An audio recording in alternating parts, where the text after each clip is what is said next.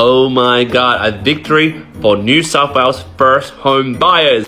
Fresh off the press, New South Wales home buyers can now opt to pay land tax under new law. That's right, from this weekend, New South Wales first home buyers will have the option to opt out of paying stamp duty. For you first home buyer noobs out there who might be asking, what the F are you talking about? Let's go to the drawing board. For the new stamp duty legislation, which was passed yesterday night, for any properties up to $1.5 million, you can opt to pay for an annual land tax. So let's look at an example of a $1.5 million purchase before and after. Before this legislation was passed, when you buy a $1.5 million property as a first home buyer, stamp duty would have been $66,700. And then you add all those other costs, government costs, your legal fees, other fees.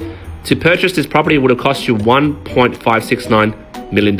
If you borrowed 80%, which is 1.2 mil of 1.5, you would require a $369,000 deposit. So to make this before and after easier to see, stamp duty, if you bought before this legislation, it would have been $66.7K for stamp duty. In order to buy this $1.5 million property, you would have forked out $370K to cover the whole purchase. Now let's look at after the legislation has been passed, which is right now. You decided to opt into the annual land tax. How much would that cost? It's very easy. Let's go to the first home buyer choice calculator, which is in Service New South Wales. I chuck in my property price, which is 1.5 mil, and I put in my address, which is probably the property you want to buy.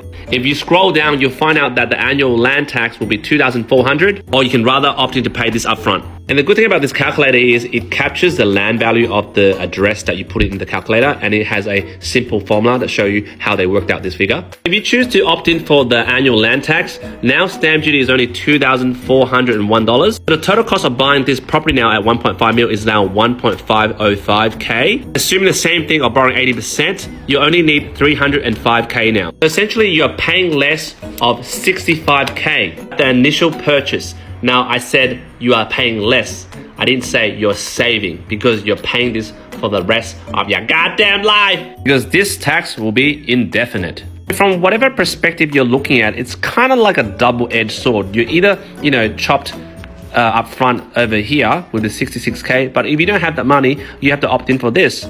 But then you have to pay this for eternity. Now, mind you, this policy is not up and running until January 16, 2023. But as a note, any first home buyers who buy property this weekend will be able to apply for a refund of stamp duty before moving into the annual tax. If you sign a contract today and then you're required to pay stamp duty, well, when that policy kicks in, you'll get a refund. That's what it means. However, there's a few open questions I have. For example, this annual land tax, is it indefinite? Or can you stop it mid-range and pay the difference? For example, use some of your equity to pro rata the difference. Jump in the comments. Let me know what you think. Haha.